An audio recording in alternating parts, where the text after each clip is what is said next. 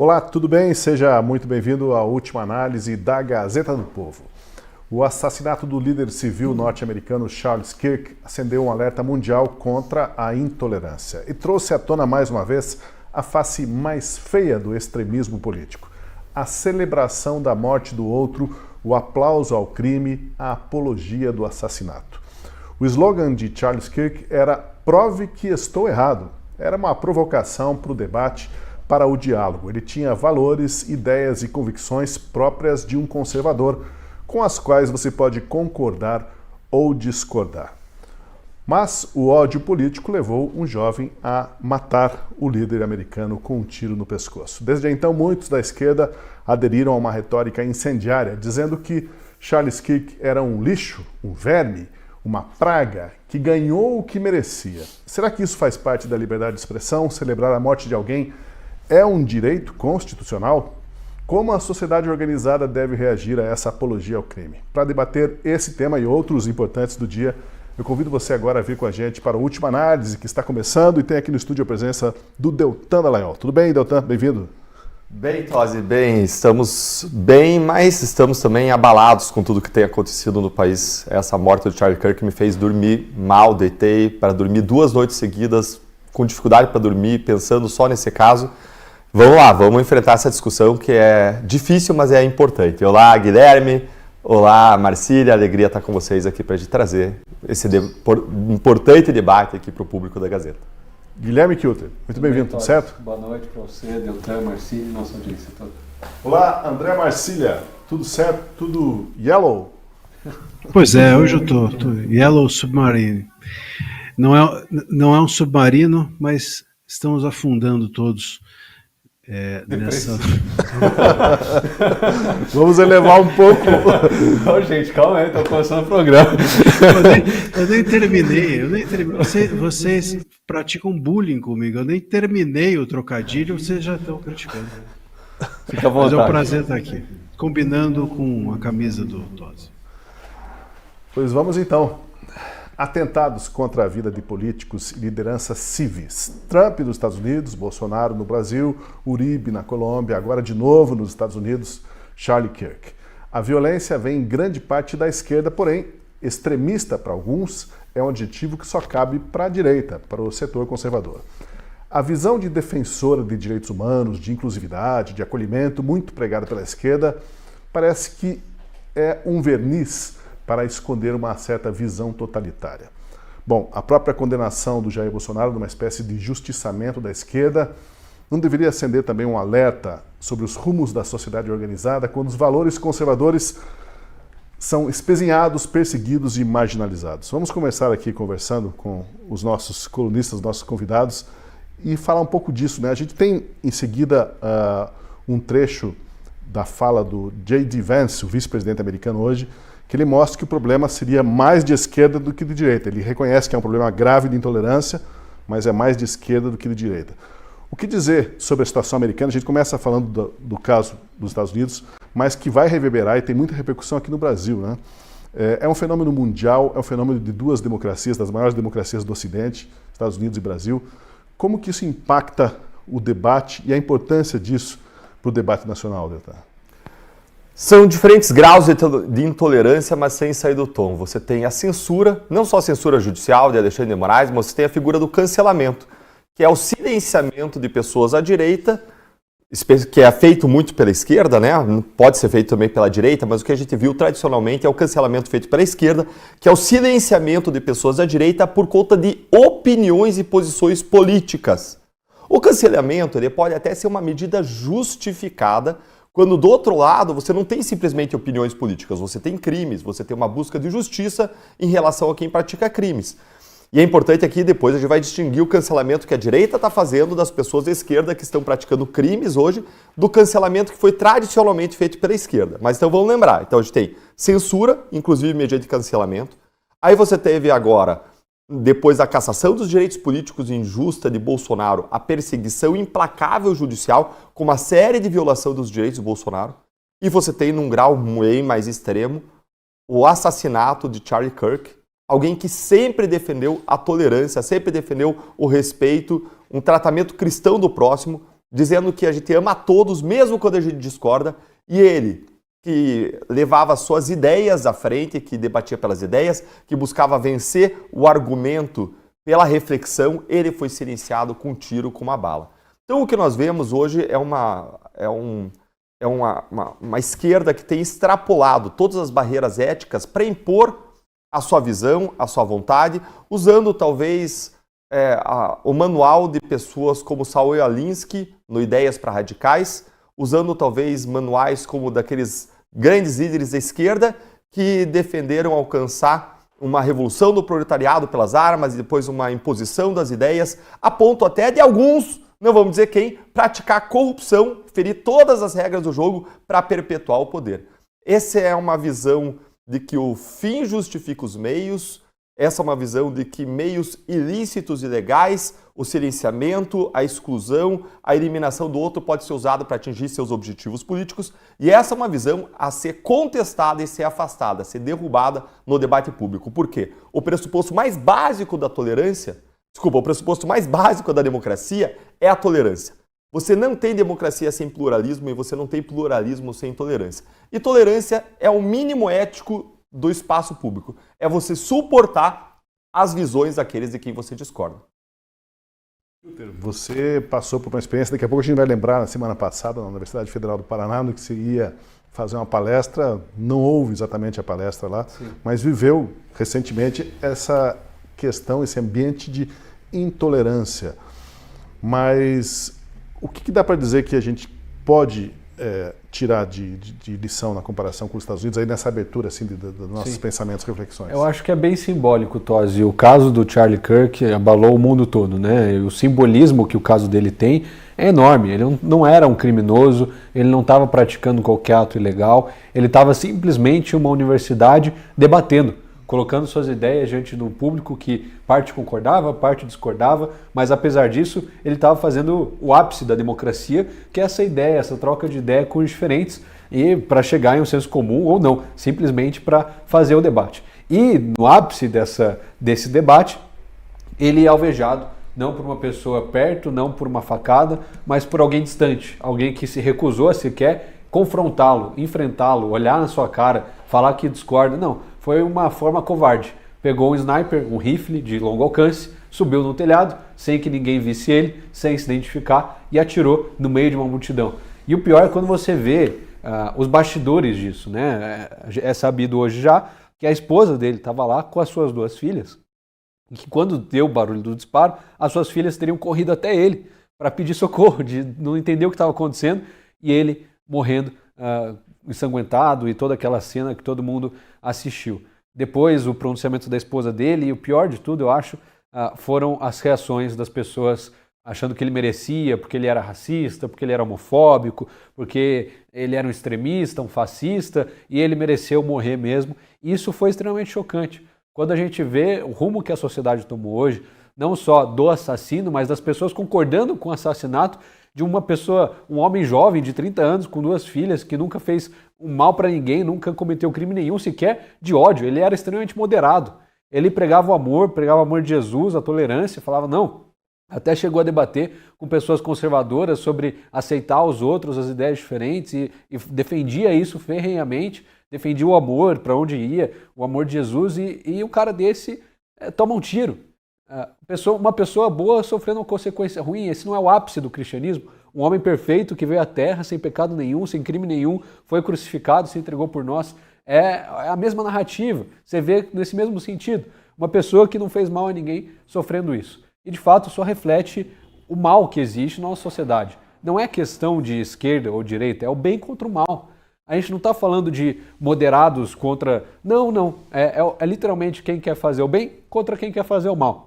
Existe sim pessoas centradas dentro da esquerda, que inclusive vieram a público se pronunciar e falar, olha, eu acho uma aberração o que está acontecendo, eu acho uma aberração que estejam apoiando isso, e por isso eu agora me considero um pouco mais para o centro, um pouco mais para a direita, porque eu não compactuo com o que os liberais, com o que os democratas estão falando aqui. Eu sou contra qualquer assassinato, sou contra qualquer violência. E o que mais me preocupou, depois de todo o caso do Charlie Kirk, a Fox News publicou uma pesquisa que ela fez, perguntando para diferentes gerações o quanto que essas gerações achavam aceitável o uso da violência na política. Você pega os millennials, a geração X, são baixas as taxas, né? 10% apenas achavam aceitável, na geração X era coisa de 20%, 25%. Quando chegava na geração Z, que é a geração desse menino que assassinou o Charlie Kirk, era quase 50% das pessoas que achavam aceitável a violência dentro da política. Isso é absurdo. São justamente as pessoas, os jovens, da minha idade para baixo, que estão dentro da universidade. E a universidade tem transformado eles nisso. Você pega o caso desse menino, o assassino. Ele veio de uma família republicana, conservadora, o pai pastor, pai presente em casa, nunca teve problema. Você pensa, não, sofreu violência em casa. Não, pelo que os relatos contam, não. Foi ele entrar na universidade.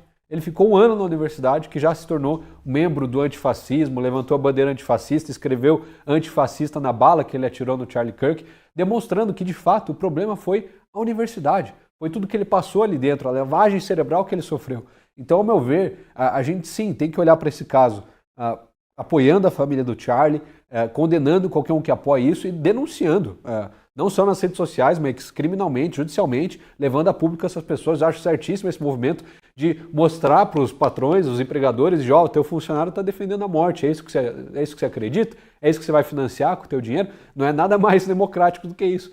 Então esse é um movimento sim necessário, mas a gente precisa refletir. O que nos trouxe até aqui? Eu fui agredido na Universidade Federal do Paraná, não porque eu invadi a universidade, como fazem alguns deputados do PT, não porque eu entrei querendo agredir as pessoas, simplesmente porque eu fui convidado para dar uma palestra.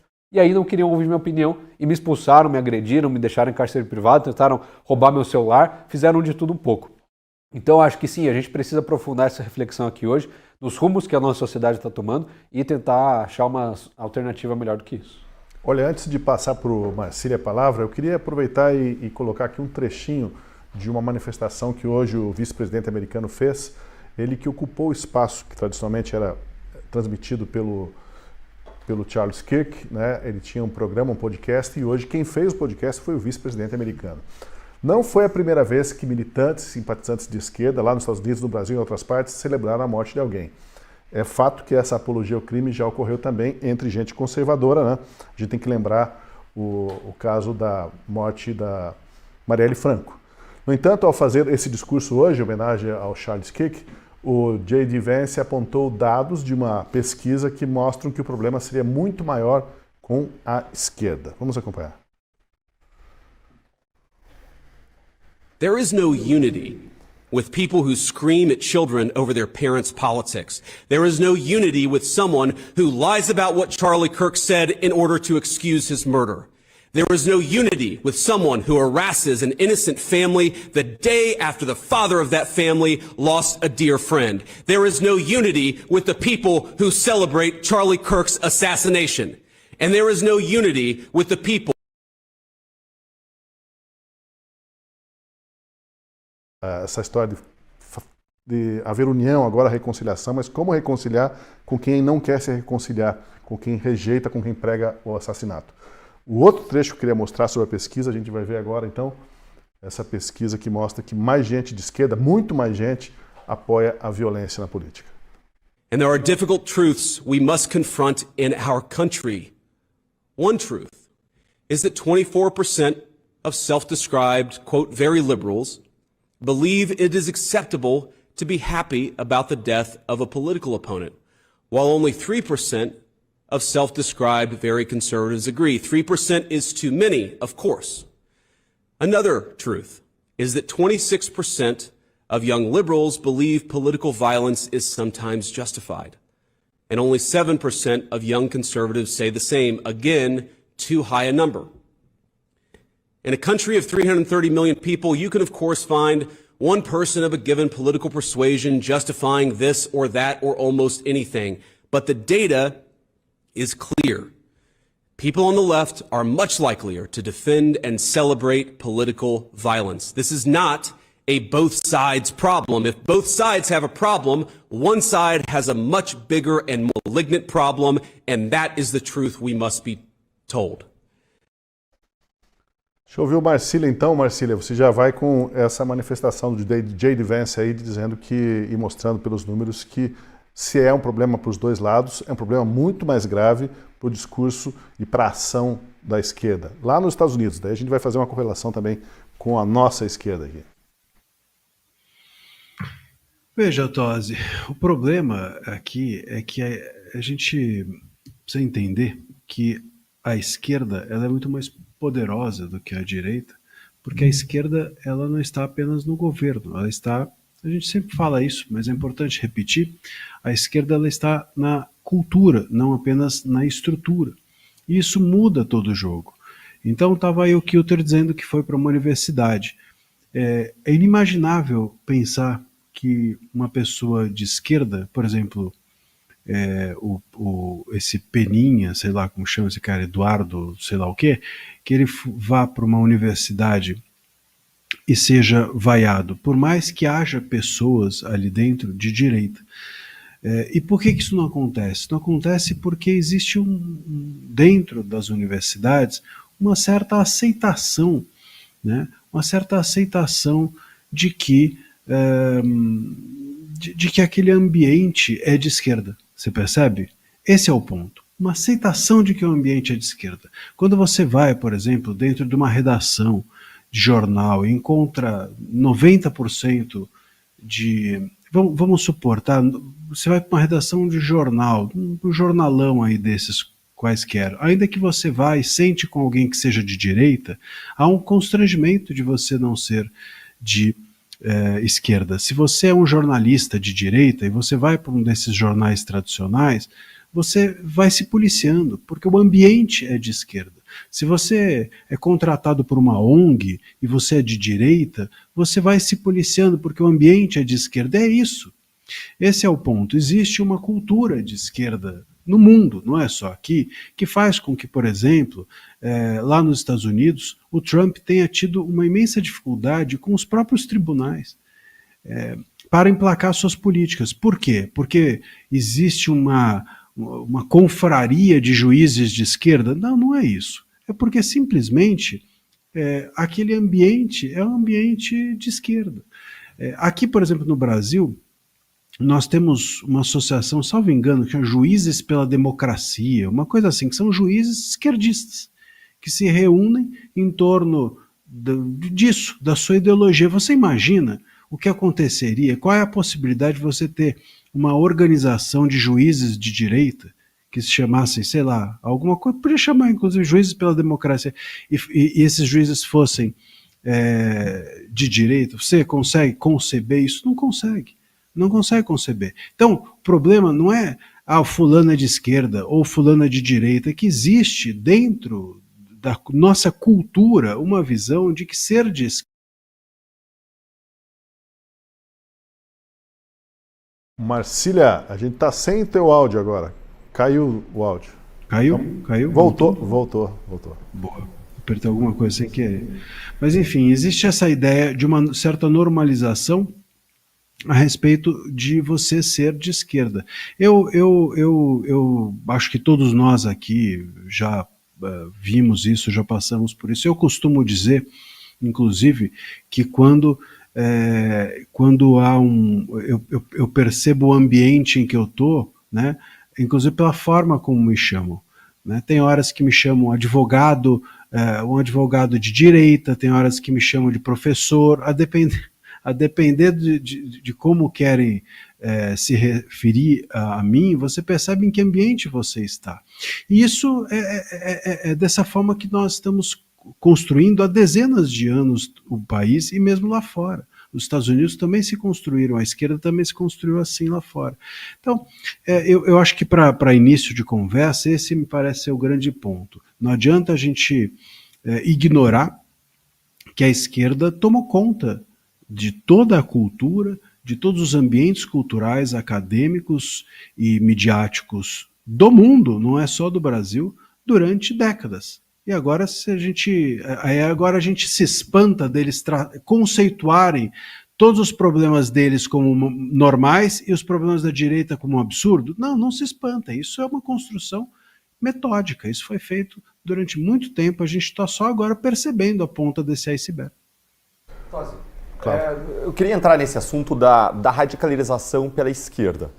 E por que a esquerda é mais radical do que a direita? E eu vou dar 4 razões aqui.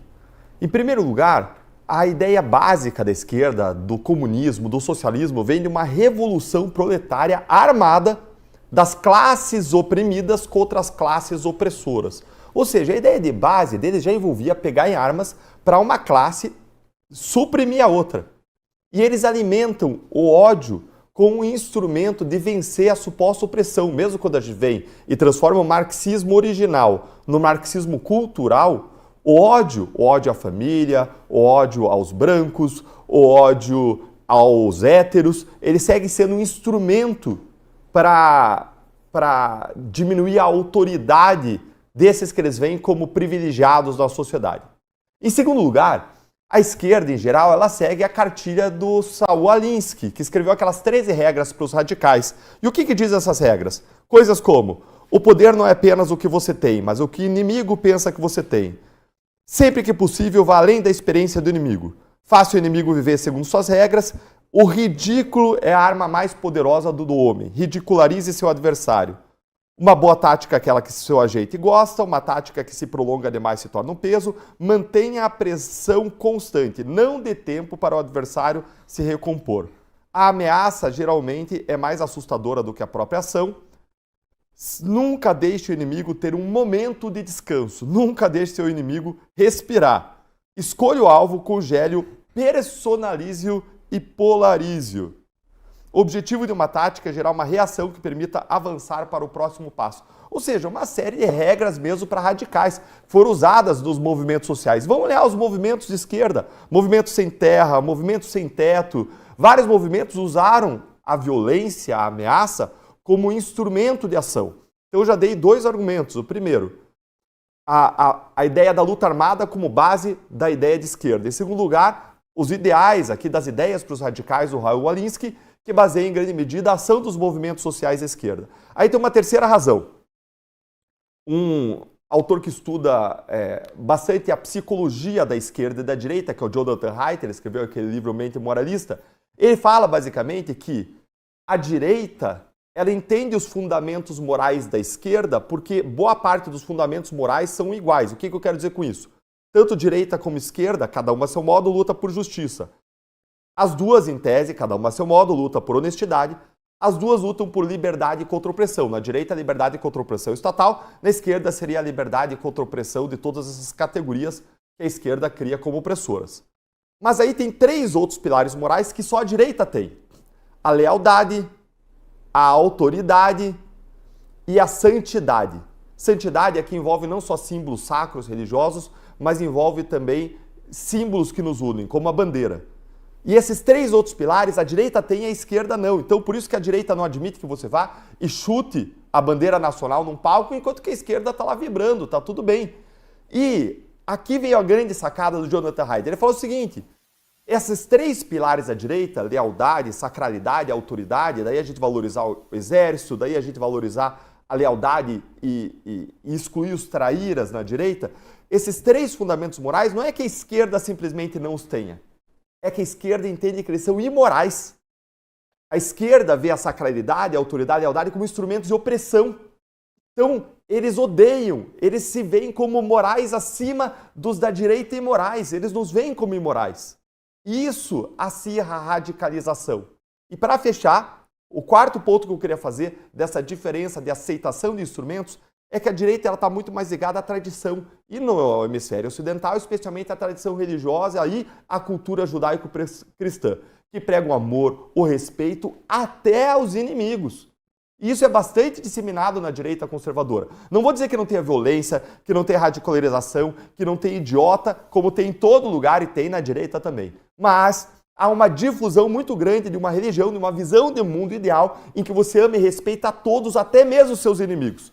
Quando isso não existe, em grande medida na esquerda. Uma esquerda que herdou uma ideia comunista, que entende que a religião é o ópio do povo e que busca destruir a cultura judaico-cristã como fonte de opressão sobre a liberdade sexual que vários na esquerda defendem que exista. Então existem algumas distinções, algumas visões diferentes de mundo que tendem a tornar a esquerda muito mais radical do que a direita. Sobre isso, tá lá o Marcília. Exato. Deixa eu só um pouco isso, já que o Deltan foi por aí, deixa eu só explicar então melhor meu argumento anterior.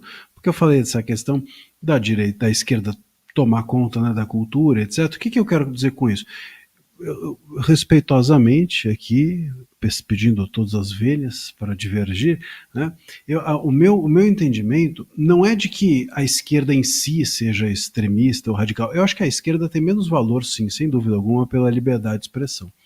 Porque a liberdade de expressão, né, ela pressupõe você valorizar justamente você está aberto, né? A ideia do comunismo, né?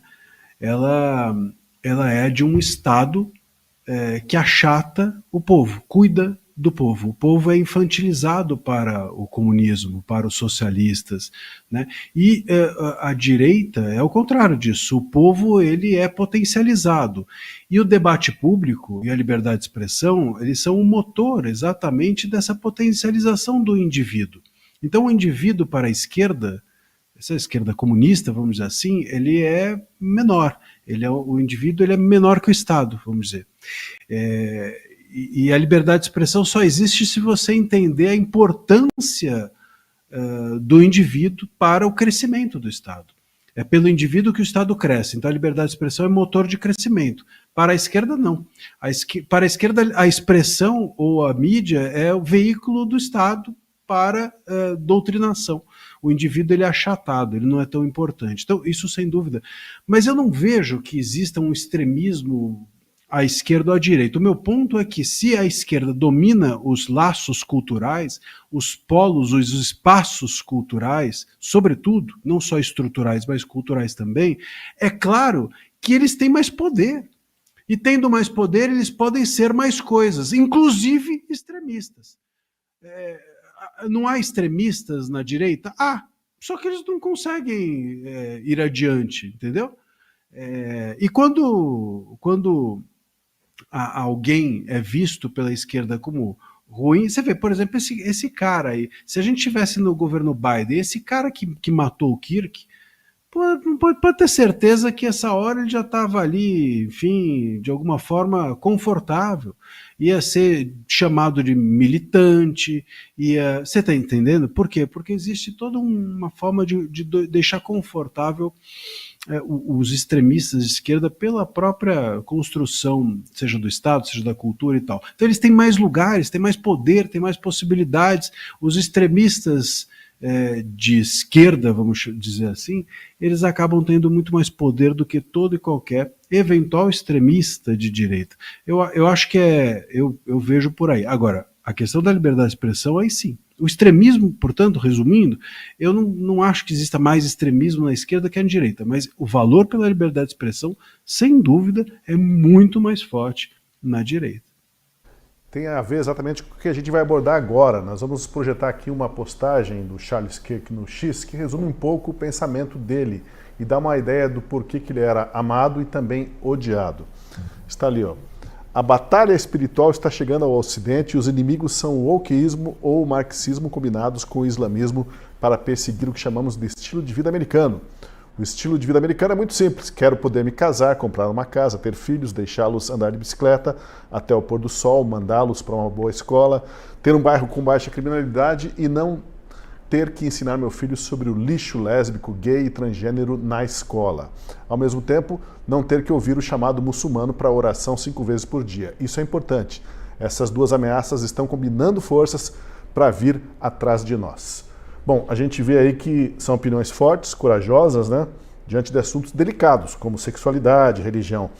Mas, e aí? Esses assuntos podem ser discutidos na sociedade, seja americana, seja brasileira, ou fazem parte de temas tabu banidos do debate público?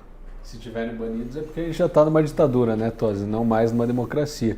Mas eu concordo 100% com essa frase, com esse posicionamento do Charlie. Inclusive o Olavo de Carvalho escreveu a mesma coisa aqui no Brasil, falando exatamente isso. Aqui o que vai acontecer é o PT e a esquerda vão preparar o caminho para um islamismo, uma descristianização do Ocidente, não só no Brasil, nos Estados Unidos, mas em todo o Ocidente, Em seguida, o que vem? Você vem com a destruição da pauta dos costumes, uma completa relativização do que é crime ou não, aí pedofilia deixa de ser crime, roubar deixa de ser crime, corrupção deixa de ser crime, você não tem mais a construção de uma família, normalmente como é um homem, uma mulher e os 2 filhos, um cachorro, esse conceito de família vira uma construção social, então qualquer um pode chamar qualquer coisa de família, e a partir disso você tem um novo regime, que aí abre de braços abertos para o islamismo, que traz uma concepção completamente diferente, uma imposição de crenças e valores, e é exatamente isso que aconteceu na Europa. Exatamente isso que aconteceu no Reino Unido, que está acontecendo na Itália, que está acontecendo em outros países da Europa.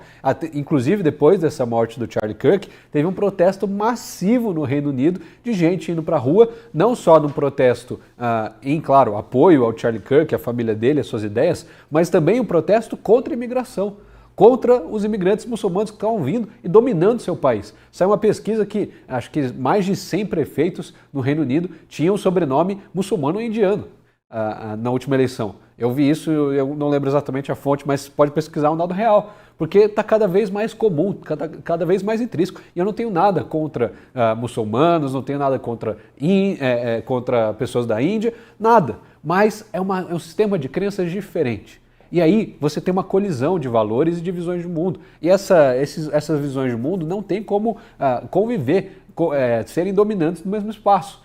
Não tem como as duas coisas ocuparem o mesmo espaço. É o que a gente está vendo acontecer na Europa, um empurrando o outro. Agora, esse é um debate que deve ser completamente normal em uma democracia de acontecer. Ninguém deve ser taxado de criminoso ou extremista por causa disso. Se alguém deveria ser acusado de criminoso, é o contrário. É quem tenta cercear essa liberdade de expressão. É quem mata gays em praça pública. É quem impede mulheres de terem seu direito de vir e de se expressar. E quem faz isso não é o cristianismo, não é o Ocidente. Então isso a gente precisa ter muito claro. A partir do momento que acaba esse princípio de poder debater e poder falar sobre esses assuntos, acaba de fato a democracia e o debate como um todo. Assuntos tabus é um problema quando chega nesse nível, né? É sim. Eu vi uma manifestação do Charlie Kirk em que ele aprofundava um pouco isso e aí ele falava que ele vê um grande perigo no Islã para a cultura ocidental, não só por conta da imigração, mas porque eles não respeitam alguns valores ocidentais centrais, como a liberdade de expressão, e além disso eles confundem Estado e Igreja, entendendo que a lei, a Sharia, a legislação islâmica, o regramento religioso deveria se impor dentro de um Estado, ou seja, eles não separam as questões. E isso tenderia a suprimir o modo de vida americano, centrado em separação de Estado e Igreja, em liberdade de expressão, em direitos civis. Então, é uma preocupação que ele expressou. Agora, o que mais nos preocupa, Tosi, não é expressar uma posição A ou B. O que mais preocupa é ele ser silenciado por meio da morte, por ele se expressar uma opinião A ou B, e mais, ele ser silenciado por meio da morte daqueles que sempre pregaram tolerância. Como assim sempre pregaram tolerância? A esquerda, desde a origem, ela prega a tolerância como uma ferramenta de proteção das minorias. Porque ela sempre abraçou as minorias, que ela vê como oprimidas dentro da sociedade, os menos privilegiados, eles sempre defenderam a tolerância como uma forma de protegê-las. Só que isso evoluiu para uma intolerância em relação à maioria. Como que isso evoluiu para a intolerância em relação à maioria? Por conta de um degrau que aconteceu. O Karl Popper desenvolveu um paradoxo, que você talvez já tenha ouvido falar, que é o tal do paradoxo da tolerância. O que ele dizia nesse paradoxo? Ele dizia o seguinte, que você não pode tolerar os intolerantes. Porque se você tolerar os intolerantes, a intolerância pode acabar prevalecendo e derrubando até os tolerantes. O que ele queria dizer com isso? Numa sociedade alemã, quando o nazismo surge, se você tolerar o surgimento e expansão de ideias fascistas, nazistas, essas ideias podem se expandir e suprimir completamente os tolerantes, os democráticos de um ambiente plural, suprimir a própria pluralidade. Essa foi a ideia que o Popper trouxe à tona. E essa ideia até faz sentido. O que não faz sentido é a aplicação que a esquerda deu para essa ideia na sequência. Qual foi a aplicação que a esquerda deu para essa ideia? A esquerda passou a dizer o seguinte, que a crítica moral do comportamento que os conservadores, a direita conservadora faz, é uma manifestação de intolerância.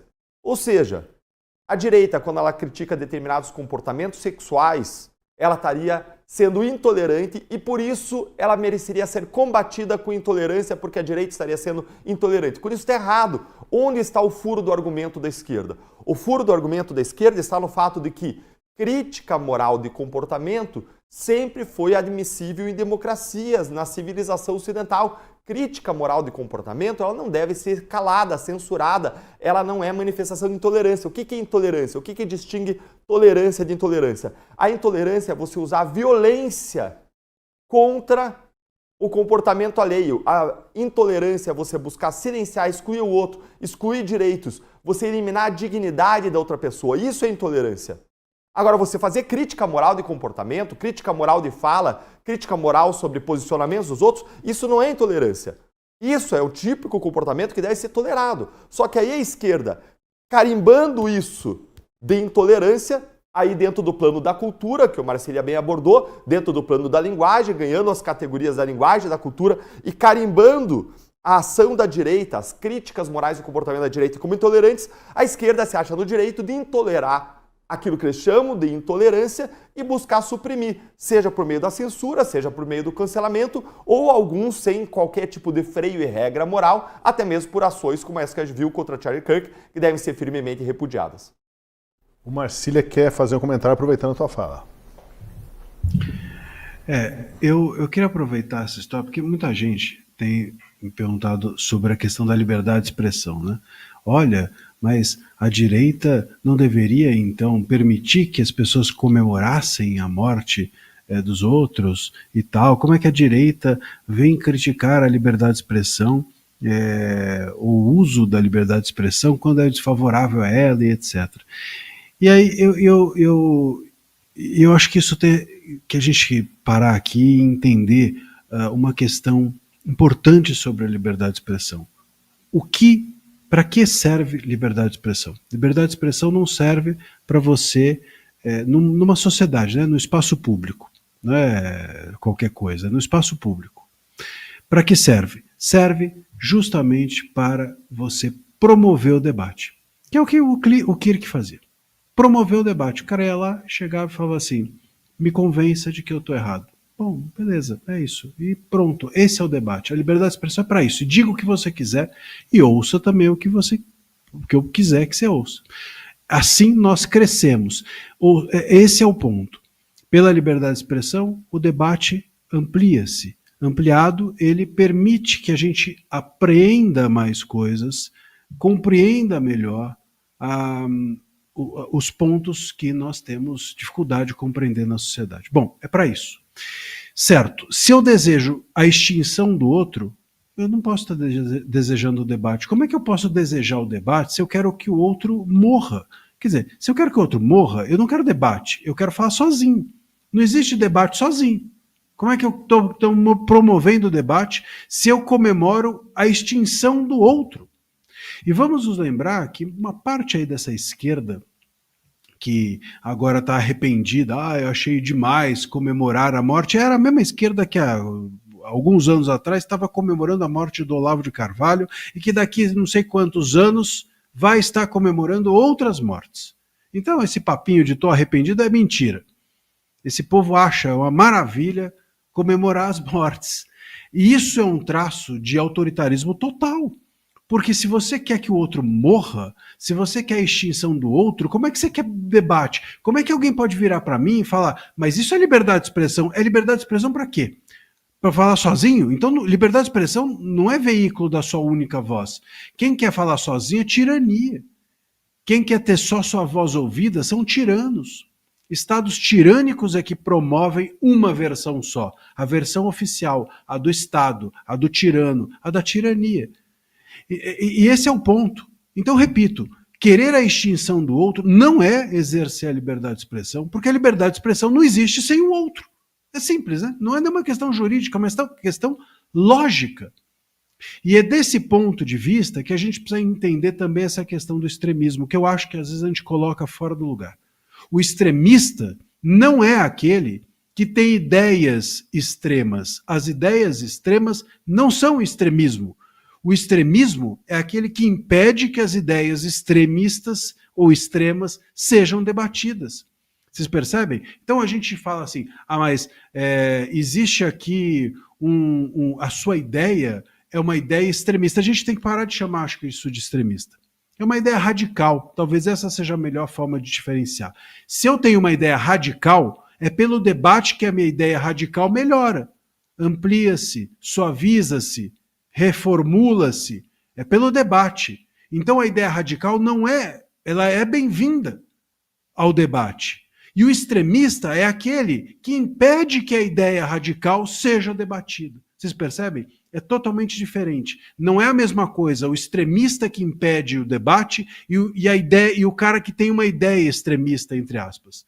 O cara que tem uma ideia extremista ou radical, ele promove o debate. O cara que ele é extremista e impede a ideia de ser debatida, esse sim é alguém que é contra a democracia. Esse sim é que é totalitário, que é autoritário, que promove tirania e que não quer que as ideias sejam debatidas. Essa diferença eu acho importante a gente colocar, porque a gente está vendo agora tudo mais ou menos ser num balaio só, né? Eu quero liberdade de expressão para pedir que eu fale sozinho. Bom, então você não quer liberdade de expressão. Eu sou contra o cara ter ideia extremista, assim como eu sou extremista para que ele não possa falar. Não. Então você é extremista porque você não quer que ele fale. O outro não tem ideia extremista porque ele quer o debate. Não existe debate com ideias, não existe interdição do debate. Enquanto não existe a interdição do debate, nenhuma ideia é extremista, nenhuma ideia é radical. Todas as ideias estão no mercado para serem melhoradas. Olha, trazendo debate aí para o cenário brasileiro, a gente até já citou aqui esse camarada, o historiador e jornalista gaúcho Eduardo Bueno, conhecido como Peninha. Ele provocou uma onda de indignação depois de dar gargalhadas sobre o assassinato de Charles Kirk e de dizer que, abre aspas, é sempre terrível a morte de um ativista morto por suas ideias, exceto quando é Charles Kirk.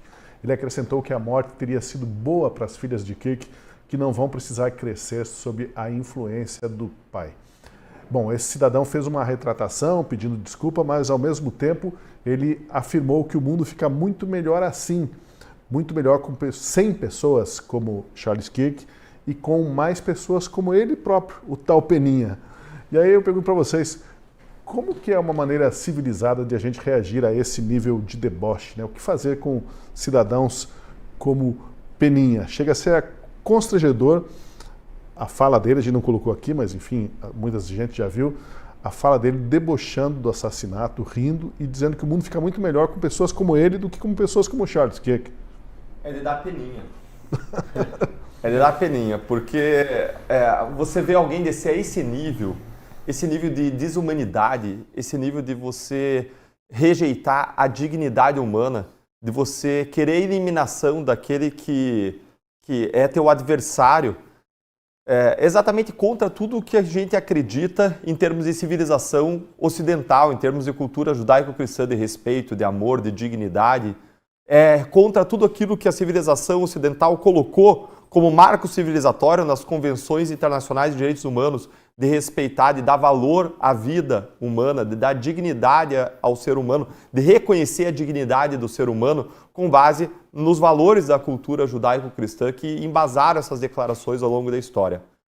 Quando a gente vê uma manifestação como essa, a gente precisa sim repudiar e mais até, a gente precisa sim avançar para um cancelamento como medida de clamor por justiça. Quando que o cancelamento é certo, quando que o cancelamento é errado?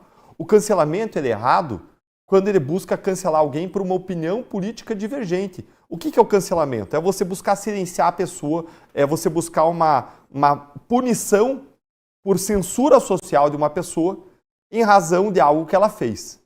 E essa busca dessa justiça mediante uma censura social, mediante uma busca de um silenciamento da pessoa, ela vai acontecer com as pessoas pedindo a demissão, fazendo crítica pública, expondo os absurdos que a pessoa fez, buscando o rompimento de contratos de patrocínio que eventualmente a pessoa tenha, como já aconteceu no passado com relação a alguns influenciadores. E você não deve fazer isso porque a pessoa tem uma opinião política diferente da sua. O cancelamento, na minha leitura, é uma medida desproporcional e equivocada em grande parte dos casos. Mas não quando alguém incita crime, não quando alguém faz apologia a um crime ou a um criminoso, e não quando alguém celebra a morte de alguém, comemora, porque isso é um modo de você gerar uma cultura, um ambiente favorável para que outras pessoas vão e façam a mesma coisa, favorável para que crimes sejam praticados e para que o inaceitável se torne tolerado, aceitado ou até desejado na sociedade. Pois é, o cancelamento, né, Kilter, ele foi bastante comum recentemente por parte de pessoal da esquerda, né, contra aquilo que por acaso fosse politicamente incorreto, pegavam alguém, escolhiam para cancelar. Agora estão experimentando o mesmo veneno e eu volto a fazer a pergunta para você que eu fiz no início. O que fazer de cidadãos como o Peninha e manifestações como as dele? Eu acho que isso que o Deltan falou é muito certo, né? É diferente você expor o que uma pessoa está celebrando, comemorando a morte de alguém, o assassinato de uma pessoa, de você pedir para que ela, você escrutinar uma pessoa publicamente porque ela pensa diferente de você. Não é esse o caso. Veja, todos os dias nós lidamos aqui, debatemos sobre posições diferentes da nossa. Sobre o pessoal da esquerda, do PT, enfim, falas do governo, falas do Moraes. E tudo bem, a gente faz críticas e isso continua no campo democrático. A gente às vezes fala de impeachment, que é algo também democrático, constitucional, mas em nenhum momento a gente pede para perseguirem a família dessa pessoa, não pede para perseguir as pessoas ao redor dela ou coisas que afetam ela diretamente, simplesmente porque a gente não gosta, porque a gente não concorda do que aquela pessoa falou. Não é nesse campo, não é dessa forma que nós operamos, porque a gente opera com a troca das ideias, com o embate, com o debate. E isso nós entendemos que é a democracia, é assim que faz triunfar a verdade. Agora, o que está acontecendo é muito simples. Tá todo mundo, o negócio é, dê poder a um homem, você vai conhecê-lo de verdade, né? Então é basicamente isso, mataram Charlie Kirk. Quem que está comemorando? Por que está comemorando? O empregador tem total responsabilidade, tem total liberdade de entender o posicionamento dessa pessoa e se não concordar mais que ela fique na empresa, tchau, adeus. Foi uma posição da pessoa e o empregador contratou ou o empregador demitiu. Quem tornou essa posição dela pública foi a pessoa. Não foi nenhum de nós que falou, essa pessoa aqui diverge, é diferente.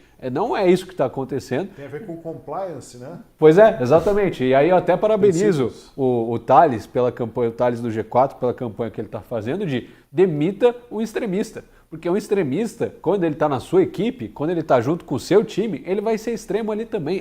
É uma cultura, é um modo de pensar, um modo de agir. Se ele comemora o assassinato de alguém que pensa diferente dele, imagine o que ele não pode fazer com alguém que pensa diferente dele na equipe de trabalho, no grupo, no dia a dia, com seus colegas. Com certeza prejudica o ambiente. Claro que ele dificilmente vai cometer um assassinato, um crime, alguma coisa nesse sentido. Não é isso que a gente está falando. Mas não dificilmente é aquela pessoa que vai contribuir ou ter algo a acrescentar nesse debate. E aí, o empregador que decide. Se quiser manter, mantenha. Se quiser tirar, tire. Essa também faz parte da democracia e das livres escolhas. Né? Uma pessoa como essa não passaria na entrevista para o emprego, provavelmente, né? Se declarasse. E tem muita gente que esconde, né, Tosi? Que não fala, não comenta de política, isso não vem ao caso, não vem à tona e tudo mais. Você sente um posicionamento no dia a dia, mas quando esses casos acontecem, cai as máscaras, mostra quem de fato é quem, e aí dá para saber muita coisa. Marcília. Eu tenho uma diferenciação também para isso, que é o seguinte, eu entendo que eu diferencio cancelamento de boicote da seguinte maneira. Cancelamento, para mim, é quando você tem uma orquestração como se fosse uma empresa, né? Como existe, por exemplo, o Sleep Giants. Eles fazem cancelamentos. É isso. Os caras existem para cancelar os outros. E aí eles têm ali, debaixo deles, uma imensidão de guarda-chuvas, de pessoas, etc., enfim, que funcionam como atores, empregados de uma empresa, etc., com essa finalidade. Bom, para mim, isso é censura. Tá? Então, você promover de forma orquestrada o silenciamento do outro, seja o assunto que for, na minha leitura isso é censura. Isso é diferente de boicote. Boicote é exatamente isso. Então eu não gosto de uma marca, eu acho que aquela marca é sacana, aquele cantor, ele falou não sei o quê, que nem o Júnior aí, o Júnior pediu, o Júnior já nasceu cancelado, coitado, mas de qualquer maneira, se você tem, o cara, uma marca determinada não agiu bem, não gostei, enfim, eu vou lá e falo para os meus seguidores, para as pessoas, eu não gosto dessa pessoa, eu não quero isso, quem tiver comigo, vamos nessa. Isso é boicote. Eu não estou criando mecanismos orquestrados e profissionais para silenciar o outro. Eu estou simplesmente dando a minha opinião e fazendo com que a minha opinião valha para alguma coisa, chamando os outros para aderir à minha opinião. Olha, se você é um CEO, demita um esquerdista. Eu acho que o cara tem direito de fazer isso. Sinceramente, eu acho que o cara como Peninha, o próprio cérebro dele já o cancelou. Não acho nem que precise. Já tá, os neurônios já estão cancelados assim de saída. Mas de qualquer forma, eu acho que as pessoas têm o direito de cancelar, boicotar nesse sentido. Então, para mim, a diferença é que o boicote é um movimento espontâneo, você percebe? E por isso eu não vejo como ilícito. O cancelamento não, é programado, né? Enfim, o cara tem toda uma estrutura por debaixo dele ou ao lado dele para criar o silenciamento alheio. O cara é um profissional do silenciamento. Isso é uma coisa diferente de você expor a tua opinião e pedir aderência de quem te segue. E aí isso eu chamo de boicote e entendo como lícito. E se o boicote for feito por uma entidade como o Sleep Giants, aí você vai chamar o boicote de cancelamento? Eu estava entendendo que o boicote se dizia respeito a compra de produtos e contratos, mas não. Você considera boicote e cancelamento da mesma ação, só que um é organizado e outro é espontâneo, é isso? É difícil ter uma coisa só ou outra pura, hein, Marcília? Oi? É difícil ter uma coisa ou a outra apenas de modo puro. Normalmente as duas coisas vão estar combinadas ali. Vamos lá, é que você pega, por exemplo, né, o Sleep Giants. Então, assim, eles vão lá e por uma questão ideológica, eles determinam que o inimigo é tal, né? E aí eles colocam toda a estrutura deles orquestrado nesse sentido, colocam a estrutura deles em favor disso. Não foi o que aconteceu, por exemplo, nesse caso mencionado pelo Kilter, do Thales, né? O cara simplesmente foi lá e está fazendo uma campanha em nome dele de, olha, não demita um esquerdista.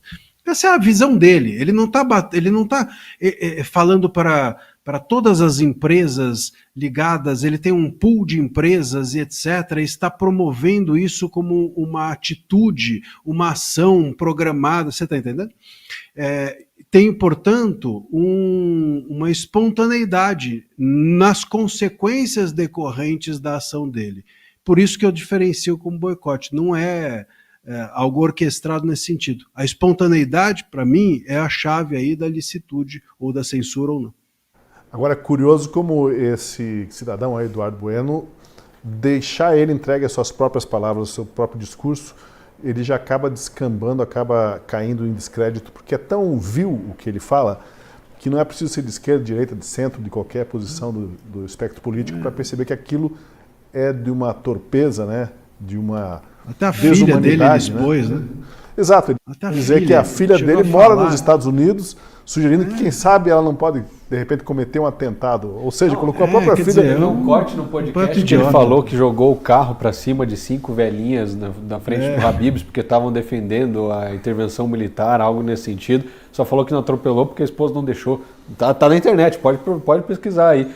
São intenções claramente assassinas. Isso daí é, sei lá, psicopatia. Se for aplicar o standard aí do Supremo Tribunal Federal, vamos prender por homicídio ele.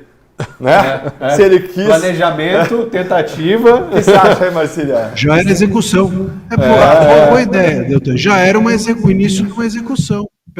Ele estava querendo enfraquecer o Estado, ali na fala dele, para preparar a possibilidade do homicídio. Gonê, ó, o Gonê. Se o Gonê pega uma dessa, aí faz mais um roteiro da Netflix. Não precisa nem das imagens, né? Olha, a gente já vai voltar sobre esse tema aí, mas ainda envolvendo a liberdade de expressão, a gente tem um assunto correlato que não dá para passar batido hoje, não. O Ministério Público Federal pediu o cancelamento das outorgas da rede Jovem Pan e o motivo é desinformação e conteúdo supostamente antidemocrático nas eleições de 2022. As autoridades entenderam que a emissora teria cometido abusos graves ao desinformar os ouvintes e veicular conteúdo que colocava em risco o regime democrático brasileiro. O Ministério Público Federal ainda quer que a Jovem Pan pague multa de R$ 13.400.000 como indenização por danos morais coletivos e a obrigação de veicular conteúdo informativo sobre a confiabilidade do processo eleitoral, como se tivesse mandado a Jovem Pan ajoelhar no milho e falar assim, ó, O processo eleitoral é confiável, O crime atribuído à Jovem Pan é desacreditar as instituições nacionais e o processo eleitoral.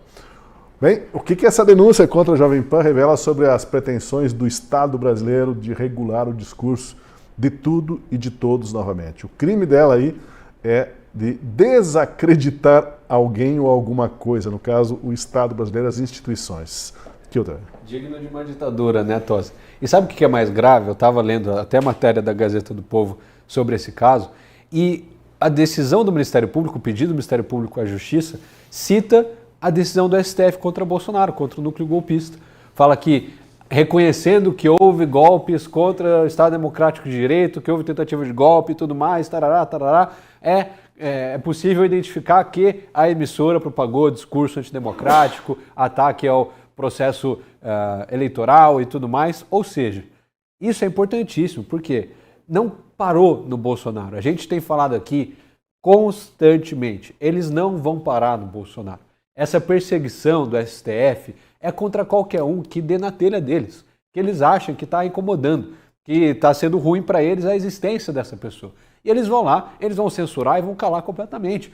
Hoje, o Alexandre de Moraes pediu explicações à Polícia Penal por que deixaram, pelo amor de Deus, por que deixaram o Jair Messias Bolsonaro parado 5 minutos na frente do carro, ao invés de colocar ele direto no carro e mandar para casa depois que ele saiu do hospital. Enquanto o advogado dele dava uma entrevista, ele ficou parado, quieto, sem falar um A, e gravaram ele, quieto, parado. O Alexandre de Moraes pediu explicações, porque ele não quer que seja visto em público, não quer que seja qualquer manifestação, se quer uma cara, uma expressão, não pode. É uma perseguição completa. Isso, a Jovem Pan agora é mais um desses sinais. Não precisa nem ser o Alexandre de Moraes. Você percebe como se instala uma cultura inquisitória, antidemocrática, de buscar os inimigos da democracia? De vamos perseguir quem não está de acordo com essa cartilha, com essa narrativa? A gente coloca qualquer um nesse discurso de golpe contra a democracia, de antidemocrático, de contra o processo eleitoral, qualquer um que a gente queira. Porque aí é fácil, é subjetivo. Porque já teve o 8 de janeiro, e se o 8 de janeiro foi um golpe de Estado reconhecidamente pelo STF, então eu tenho jurisprudência para acusar muita gente de muita coisa.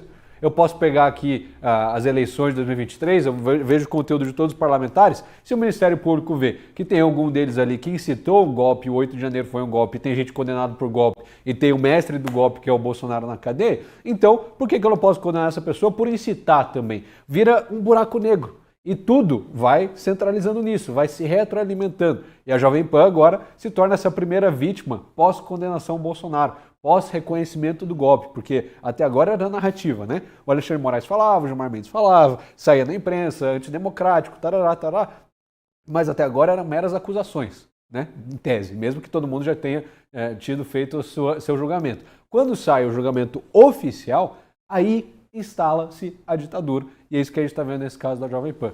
Mesmo que seja o conteúdo, já é um processo longo, 2021, não é por acaso, que foi logo depois dessa condenação do Bolsonaro que está tudo isso acontecendo. É digno, de fato, de uma ditadura.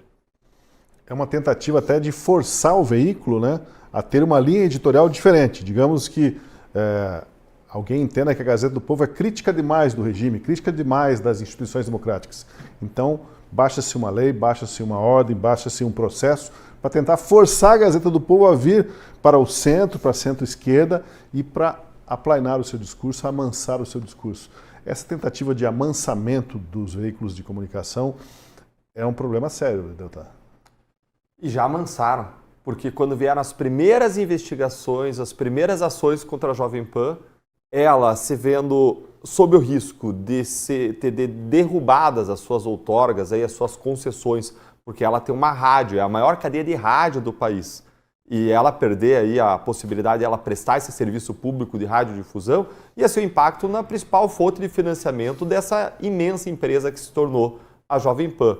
Ia calar literalmente a voz dela. E com receio de que isso acontecesse, ela migrou naturalmente mais para o centro, ela mudou a sua posição, ela demitiu jornalistas, afastou pessoas como, por exemplo, o Rodrigo Constantino, afastou uma série de jornalistas. Aí, aliás, veio a nascer a própria Revista Oeste. Então, ela tomou uma série de providências e contratou algumas pessoas mais ao centro, até gente mais à esquerda, para fazer um contrabalanceamento e passou até mesmo a proibir determinadas abordagens dentro da própria emissora de radiodifusão, com o objetivo de evitar novos riscos, orientada pelos seus advogados, para que ela pudesse seguir existindo. Agora, tudo isso é imenso de um absurdo. A gente vê a censura do STF escorrendo de cima a baixo e atingindo os escalões mais abaixo no Ministério Público e na Justiça. Porque quando o STF faz, os demais se sentem autorizados a igualmente fazê-lo. Vejam que as condutas que estão sendo objeto desse processo contra a Jovem Pan são condutas que são classificadas como desinformação, quando na verdade são opiniões. E opinião e desinformação não se mistura, é como óleo e água. Uma coisa só é desinformação quando é fática, quando se trata de uma reportagem fática, quando se trata de uma afirmação sobre fato. E afirmação sobre fato e opinião não se mistura. Opinião é valorativa, para deixar muito clara a diferença aqui. Lá fora está chovendo. Isso é uma afirmação fática, pode ser verdadeira ou falsa. Agora, se eu falo, está um dia bonito lá fora, está um dia feio lá fora, essa é uma opinião, ela não é verdadeira ou falsa. Então, a primeira coisa que a Jovem Pan foi acusada foi de desinformação, mas com base em opiniões, está totalmente errado. A segunda coisa de que foi atacada foi por ela supostamente fazer ataques contra o Estado Democrático de Direito, ataques contra as instituições. Mas, espera aí, se eram críticas, as críticas são essenciais à instituição, são essenciais à democracia. É justamente o contrário. E a terceira coisa foi por lançar dúvidas sobre o sistema eleitoral, o que, como o ministro André Mendonça colocou no seu voto sobre as redes sociais, como o Luiz Fux colocou no seu voto em relação à trama golpista, isso não é ilegal no Brasil, isso não é ilegítimo no Brasil. Isso faz parte da liberdade de expressão. E aí, em cima desse conjunto de ações, o Ministério Público veio e pediu uma pena desproporcional, que foi simplesmente a exclusão, apagar a Jovem Pan do mapa. Agora veja, vamos lembrar do que o Marcília colocou, da categoria que ele disse, olha, a esquerda já dominou a cultura, as artes, a esquerda dominou as universidades, a esquerda domina a mídia, não só pelos grandes veículos de comunicação, mas pelo fato de que mais de 80% dos jornalistas são de esquerda. Aí você tem poucos veículos à direita ou ao centro-direita, e aí eles querem simplesmente excluir, cortar essa voz, cortar a língua. Em vez de punir por ações específicas, querem derrubar as concessões de radiodifusão da emissora. Isso é absurdamente desproporcional, isso é censura. Se você impedir ela de falar no futuro por conta de fatos específicos do passado, em vez de simplesmente punir em relação ao passado. Marcília, me corrija se eu estiver errado, mas isso fere todo o sistema de proteção de liberdade de expressão. Essa é uma forma de censura prévia que se está fazendo sobre uma pessoa jurídica e as várias pessoas físicas que compõem a própria emissora, que trabalham ali. Então, é errado e é mais errado. E aí, a partir de que vem essa visão? Vem a partir de uma visão mais à esquerda, que invadiu não só as universidades, mas por decorrência invadiu o Ministério Público, uma visão de mundo de que se deve lutar sempre por valores absolutos, como quem está lá na causa do consumidor, tudo é direito do consumidor, quem está no direito do trabalho, tudo é direito do trabalhador, quem está na saúde, tudo é saúde, quem está no meio ambiente, tudo é meio ambiente. A gente não aprende na faculdade que existem trade-offs, que quando você ganha de um lado, você perde do outro. Na faculdade de Direito, dominada pela esquerda, não. Você aprende que tudo é uma visão idealista, irrestrita, como chama Thomas Sowell. E aí o pessoal de esquerda sai com essa visão e não sabe fazer composição e quer aplicar tudo os seus absolutos. Então, se a Jovem Pan colocou opiniões de que eu discordo, que eu classifico como desinformação, que eu classifico como ataque às instituições e ataque ao sistema eleitoral, então derrube-se a Jovem Pan. E essa é uma visão de esquerda e, não coincidentemente, finge a surpresa, o colega do Ministério Público é um colega respeitado que atua nesse caso, é um colega à esquerda, é um colega que tinha reservas em relação ao Lava Jato, que tinha críticas em relação ao Lava Jato e está à esquerda no espectro ideológico, isso é público, notório, sabido dentro da instituição e não é uma coincidência, é uma visão de mundo que está sendo aplicada ali. E isso tudo é permitido dentro de um ambiente em que o mau exemplo do STF vem de cima, escorre abaixo e impacta o modo de funcionamento da nossa justiça e Ministério Público, que agora estão sendo usados para silenciar as pessoas. E um crime que não existe, né? O crime de desacreditar as instituições. Como se isso fosse crime e estivesse em algum lugar no Código Penal. Isso, a própria desinformação, fake news, que não é crime. Não existe um crime de fake news, salvo no período eleitoral, por um período específico em relação a determinados fatos de impacto eleitoral. Fora disso, não tem crime também. Então, você está no ponto certo. Eles estão sendo derrubados por uma coisa que não é ilícito, não é ilegítimo, que não cabe ao Estado intervir, dizer o que é verdadeiro ou não a respeito do mundo dos fatos. E Marcília? Eu tenho sincero medo de que essa condenação aí por golpe de Estado vai virar um novo AI-5 no Brasil e tudo vai entrando nessa linha de golpe, atentado, incitação a golpe e o negócio vai descambar para um lado maior. Pois é, Marcília, chamou a atenção ali, eu faço questão de frisar novamente, que entre os castigos aí para a Jovem Pan propostas pelo Ministério Público está a obrigação de veicular informação de que há confiabilidade total no processo eleitoral. Como se tivesse que botar a criança no cantinho lá e repete aí várias vezes, eu sou um mentiroso, né? Não vou mais fazer isso, tratando realmente o veículo de comunicação como algo totalmente subordinado e de uma forma autoritária, né? A Hora do Brasil já faz isso com a gente, né? Seria mais uma Hora do Brasil, né? Seria a Hora do Brasil em dose dupla. O Deltan falou bem, né, sobre essa questão da diferença da opinião para a informação, e isso já é uma questão. E vocês também agora falaram bem que questionar as instituições não é crime. Então, se eles estão sendo acusados por propagar desinformação antidemocrática, e nem é desinformação e nem é antidemocrático, eu não tenho crime, né? A gente está aqui diante de um pedido de cancelamento de outorga sem crime. Talvez o crime seja o que o Ministério Público Federal está fazendo. Talvez o crime seja o Ministério Público Federal e o Judiciário acreditarem que podem escolher quais são os veículos que devem permanecer ou pertencer ao debate público. E isso é um crime. Isso é um crime, inclusive isso é contra o princípio constitucional da isonomia, isso é contra o princípio constitucional da impessoalidade, porque o Ministério Público desce, né, ao dia a dia, ele desce, né, ao território, ao chão da fábrica dos fatos, vamos dizer assim, para dizer, você pode falar, você não pode falar, você propagou, você não propagou, cancela a outorga desse, cancela a daquele. Quando você pede o cancelamento da outorga, ainda que você tenha um juiz que tenha 3 neurônios, só precisa de 3, ainda que o juiz tenha 3 neurônios, diferentemente do que fez o Ministério Público Federal, e ele negue esse pedido, bom, ainda assim terá sido censura, porque você coloca no ar a possibilidade de que todo e qualquer veículo, a qualquer momento, por qualquer razão subjetiva ou não legislada, como desinformação que sequer está na legislação, possa sair do ar, você ter a sua concessão cancelada. Vamos nos lembrar, diferente de jornais, tá, impressos, ou diferente de canais do YouTube, ou programas do YouTube, como o nosso aqui, as emissoras de TV e de rádio precisam de concessão. Sem isso, eles não podem funcionar. É uma lei antiga, etc., pipipi, mas é assim que funciona.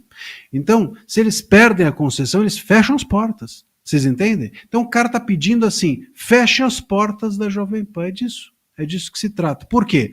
Porque ele propagou desinformação antidemocrática. Aí você vai ver, desinformação não é verdade, porque não está legislado e não é desinformação. É opinião e opinião não é desinformação.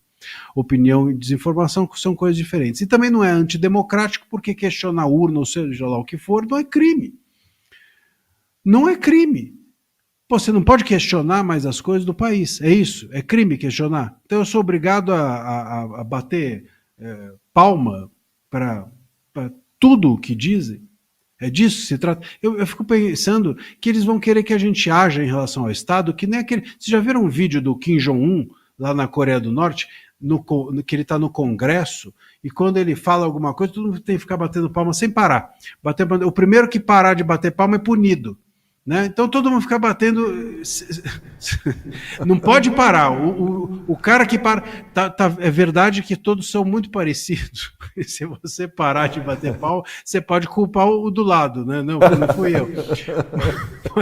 Mas tudo bem. Pô, quer dizer, a gente vai chegar nisso, é uma loucura completa, uma completa maluquice. Né? Então me parece que eu espero realmente que esse juiz que vai avaliar esse caso corrija esse promotor que é um censor.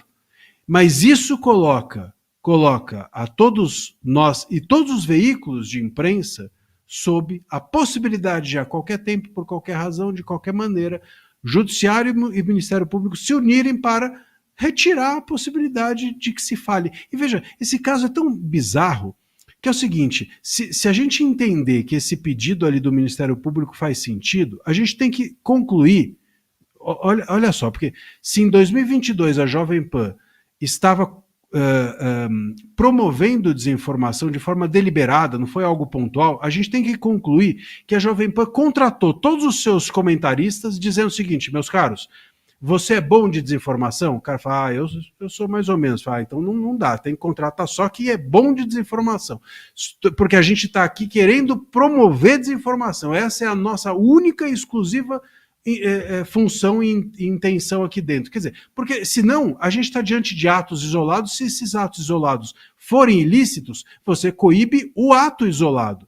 Mas entender que estava a emissora inteira, a rádio inteira, imbuída de fazer tudo, menos jornalismo, ou seja, de propagar desinformação, você precisa entender que era o editorial. Quer dizer, eles tinham ali como intenção única e exclusiva propagar desinformação. Então é isso. Contratava os caras só para isso. Você é ruim, se você, chegava o cara e falava, vai para o RH que você aqui informou hoje. Não pode, aqui é só desinformação o dia inteiro. Quer dizer, é uma loucura, uma fantasia completa. Eu custo a crer que o Ministério Público tenha tido coragem de fazer isso.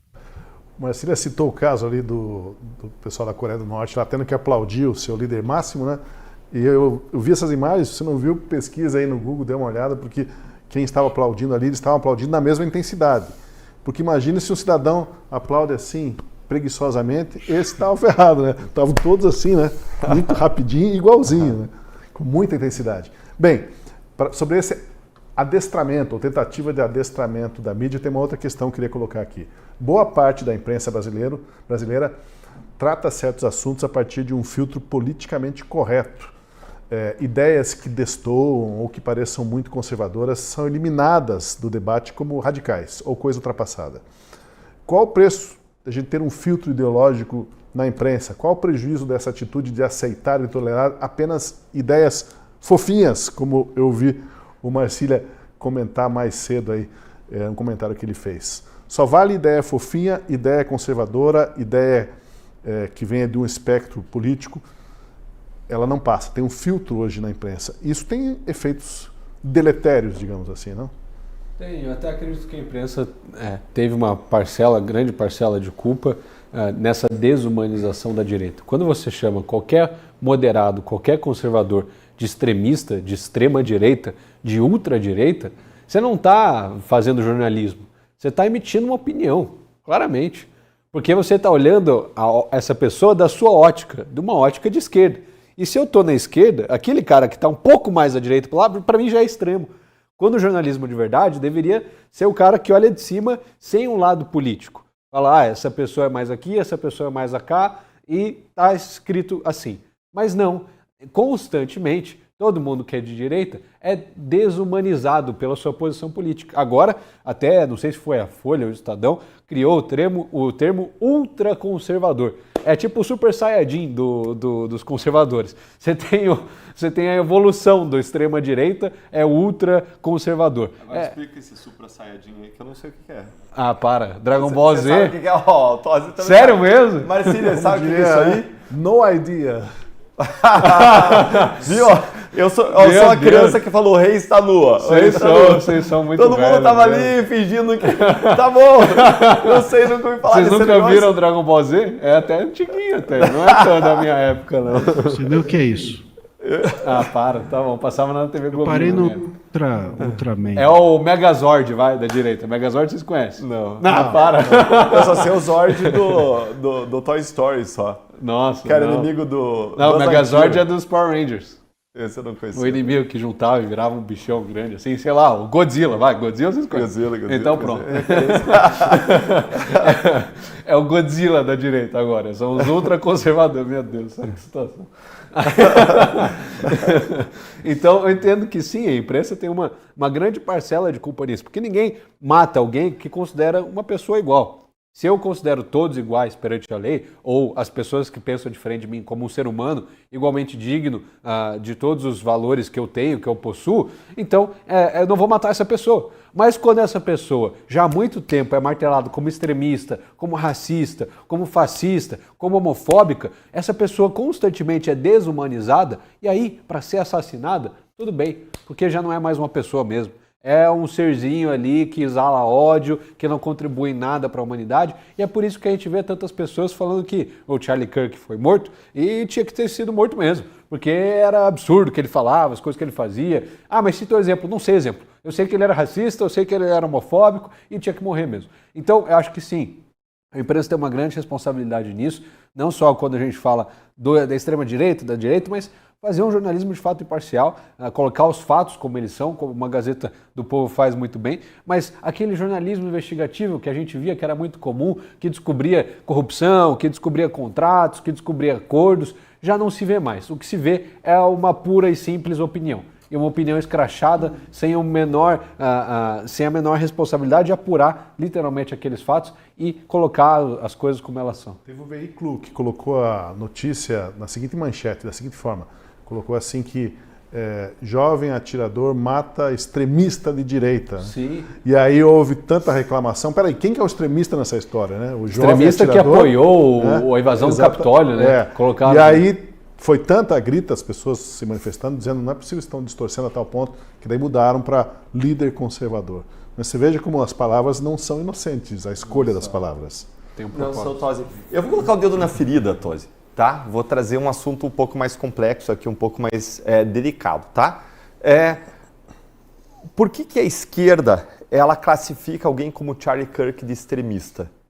Essa pessoa não é extremista no sentido que o Marcília falou. Charlie Kirk ele não silenciava ninguém, pelo contrário, ele colocava lá o cartaz, prove que eu estou errado, e ele aceitava debater com todo mundo. Mas como ele era bom de argumento e tinha boa fundamentação, o pessoal ficava irritado porque não conseguia ganhar dele. Deve ser isso. Deve ser isso, eu vou chegar lá. A segunda classificação do extremista, que poderia ser feita... É muito burro, né?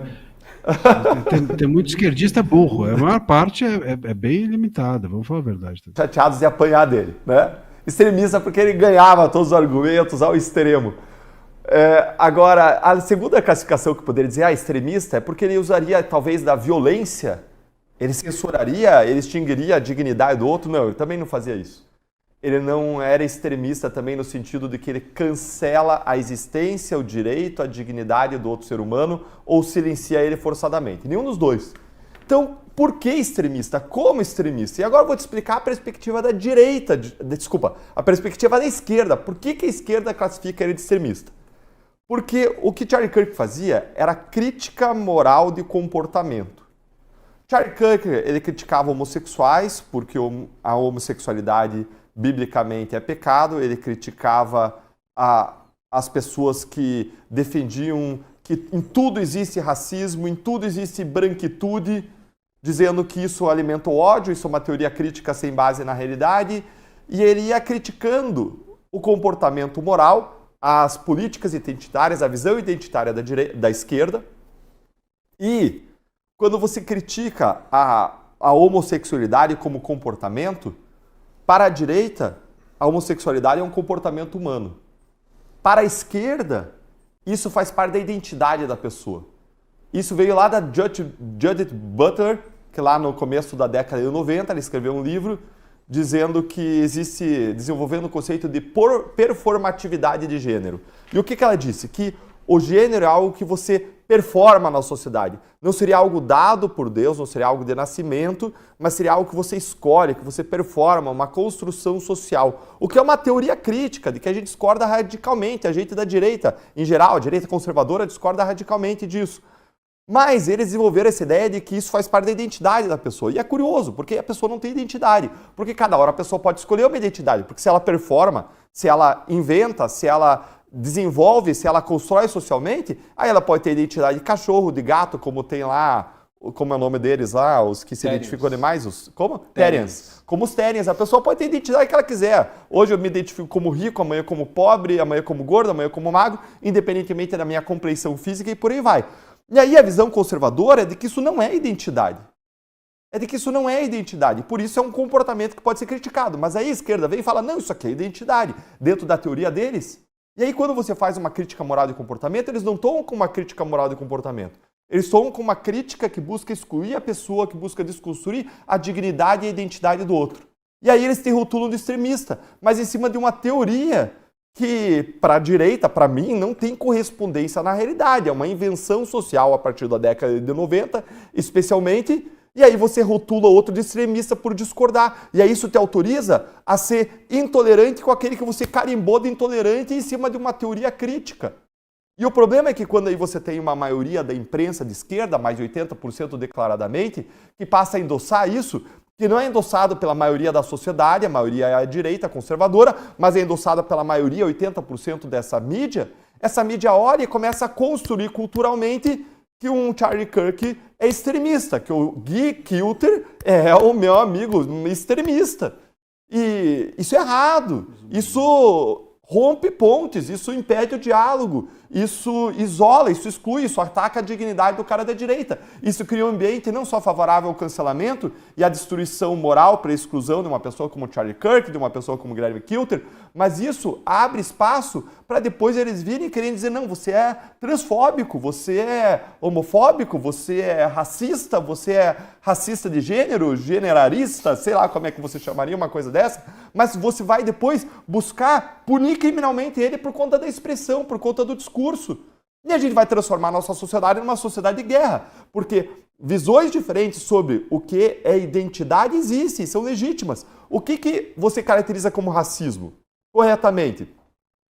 Você caracteriza como racismo corretamente quando você não tem escolha sobre aquela tua característica de identidade. A tua cor da pele, a tua origem e procedência regional, a tua origem do país, a tua nacionalidade. Mas não quando é fruto da escolha. Mesmo a religião, quando você se trata de religião, ninguém fala que é religionismo, racismo religioso, você criticar outra religião e você discordar. Porque isso é matéria de escolha. Agora, quando você trata de comportamentos sexuais, aí a esquerda quer carimbar que isso seria transfobia, isso seria homotransfobia, e é errado, a gente está criminalizando o discurso e a crítica legítima de comportamento. E assim como eu critico, eu posso ser criticado pelo meu comportamento, inclusive pelas minhas opções religiosas, e jamais vou chamar a pessoa de racista por isso. Tem um tema que eu não posso deixar passar hoje, porque o Guilherme Kilter está aqui com a gente, e desde que os fatos ocorreram, Guilherme, a gente ainda não tinha você aqui no estúdio, e eu quero comentar.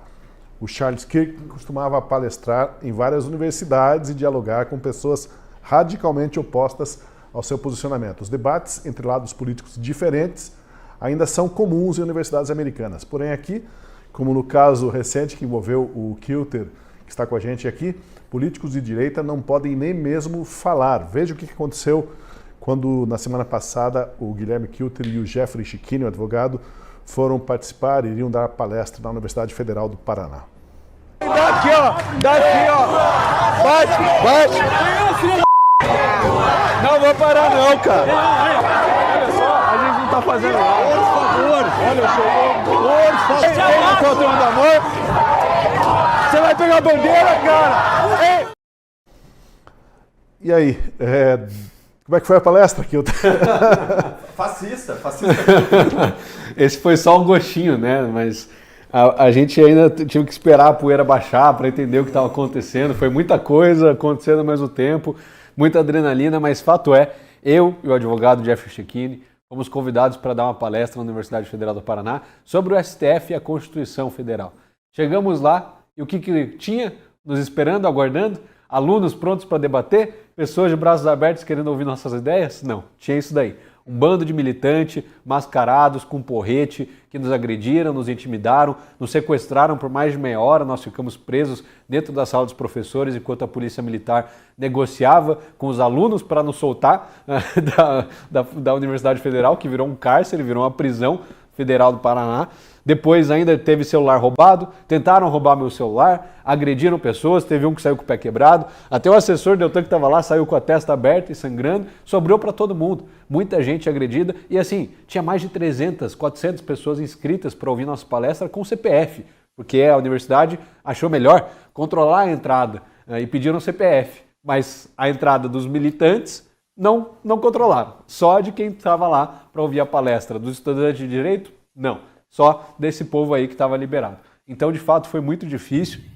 A polícia militar teve que entrar no prédio para nos resgatar, porque de fato foi uma situação de cárcere até, está lá no boletim de ocorrência, foi por cárcere privado em flagrante que eles entraram e tiraram a gente do prédio.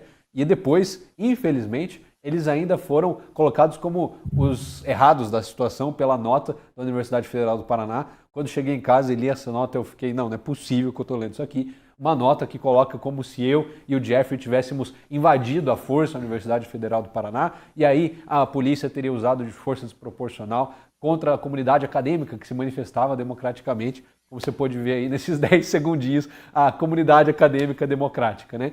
De fato, as nossas universidades viraram um antro em que esses estudantes militantes dominam. E eles não sofrem punição alguma. Eu já estou identificando todos eles. Já tem mais de 15 que a gente identificou. Vou protocolar um processo administrativo para que seja analisado. Mas já me falaram, olha, a chance deles serem expulsos é baixíssima.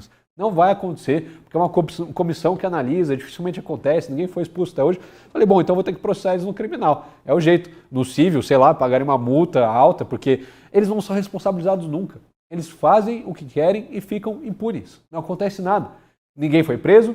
Quer dizer, um foi preso e foi solto no mesmo dia, não sofrem responsabilização nenhuma por parte da universidade. Pelo contrário, são completamente protegidos pela universidade.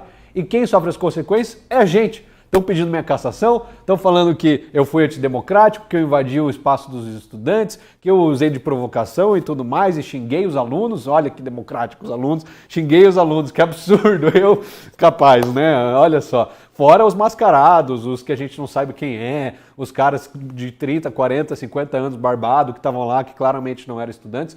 Então, essa situação de fato aconteceu e agora a gente vai estar tomando todas as medidas, porque, inclusive, foi um dia antes da questão do Charlie Kirk, menos de 12 horas depois, ele sofreu aquele atentado e muita gente começou a mandar mensagem falando: se cuidem, podia ter sido vocês, algo parecido podia ter acontecido, para alguém ter puxado uma faca, uma arma ali, era fácil, e de fato era, porque não tinha controle nenhum. Ninguém não teve segurança controlando, revistando quem entrava, quem saía, e é uma situação perigosa que a gente vive hoje, infelizmente. As nossas universidades já não são mais um ambiente de debate, um ambiente de pluralidade de ideias. Até a própria faculdade tinha pedido para os estudantes não fazerem isso, e eles fizeram isso e até agora não sofreram consequência nenhuma. Então é lamentável isso que a gente está vendo. Espero que mude no futuro. Pelo menos a educação já era minha principal pauta, agora é minha missão de vida. Transformar essas universidades, a gente tomar elas de novo, porque não são da esquerda, não são desses militantes, não são desses arroceiros, é de todo cidadão de bem que paga imposto, e é isso que a gente vai tentar recuperar daqui para frente. Imagine a situação, Marcília, de algum estudante que seja conservador, que seja, né, tenha outros valores, para abrir a boca para falar numa universidade dessa, nesse ambiente bastante amigável que eles têm para quem discorda, né? Não deixam nem falar.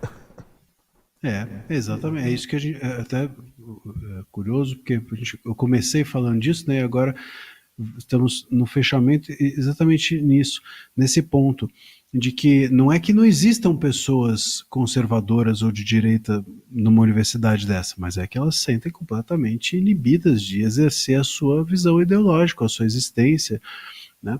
Assim como professores. A coisa que eu mais recebo é mensagem de professores de universidades que eu jamais imaginaria que pudesse ter gente de direito, e o cara falando: pô, eu admiro o seu trabalho, mas tô quieto aqui, sabe? Segue firme, mas eu não posso falar. É coisas assim. Por quê? Porque o ambiente, como eu falei no início, o ambiente é de esquerda. E eu quero... Ele quis se solidarizar, essa parte a gente pegou, né? Aí voltou. Agora sim, voltou. Travei, voltou. Não, eu dizia que eu quero me solidarizar, sobretudo com o fato do que eu ter ficado preso dentro da sala dos professores, porque isso é uma tortura, né? Ele ficar junto ali numa sala dos professores, uma federal, é algo que, enfim, praticamente você faça um teste de QI para ver se não perdeu nada. Se nenhum bicho me mordeu. O perigo era ter virado comunista. Não vira.